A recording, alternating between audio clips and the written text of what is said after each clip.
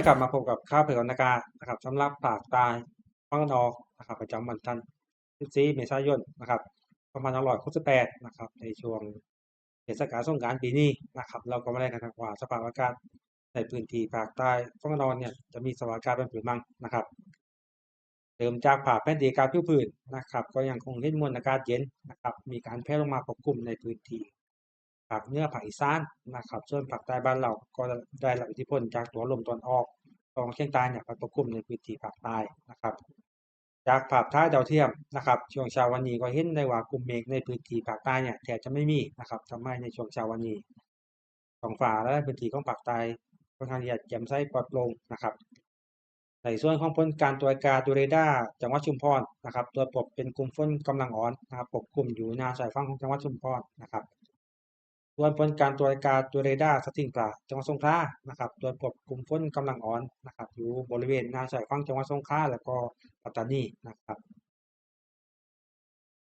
มาถึงรายงานอุณหภูมิภาคใต้ภาคตะวันออกนะครับอุณหภูมิสูงสุดเลยว่าวัดได้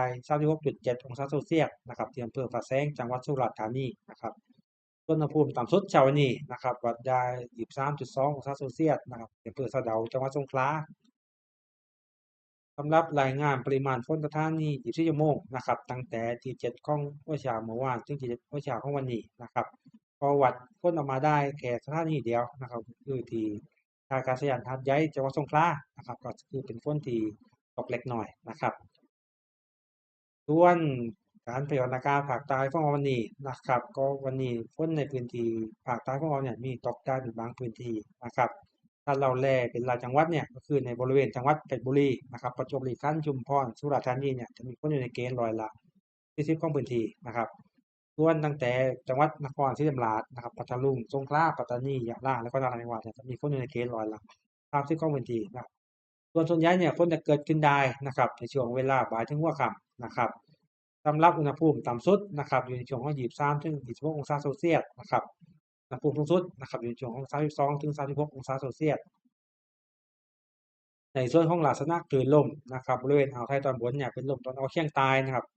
ความเร็วอยู่ที่15ถึง30กิโลเมตรต่อชั่วโมงเนี่ยคลื่นในทะเลเนี่ยสูงได้ประมาณ1เมตรนะครับถ้ามีคลื่นฟ้าน้องเข้ามาปกคลุมเนี่ยสูงได้มากกว่า2เมตรนะครับในส่วนของอ่าวไทยตอนล่างนะครับเป็นลมตะวันออกนะครับความเร็วอยู่ที่15ถึง30กิโลเมตรต่อชั่วโมงเนี่ยคลื่นในทะเลเนี่ยสูงได้ประมาณ1เมตรนะครับถ้ามีฝนฟ้าน้องเข้ามาปกคลุมเนี่ยสูงได้มากกว่า2เมตรนะครับในส่วนของขาดไม้สภาพอากาศและผลกระทบต่อการสะสมของฝุ่น PM2.5 นะครับระหว่างที่14ถึง20เมษายน2568นะครับในพื้นที่ภาคใต้ฝั่งตอนบนเนี่ยในช่วงสัปดาห์นี้เนี่ยฝนก็จะอยู่ในเกณฑ์ประมาณร้อยละ30ถึง40ของพื้นที่ได้ทางสัปดาห์นะครับส่วนผลกระทบต่อการสะสมของฝุ่น PM2.5 เนี่ยยังคงอยู่ในเกณฑ์น้อยนะครับ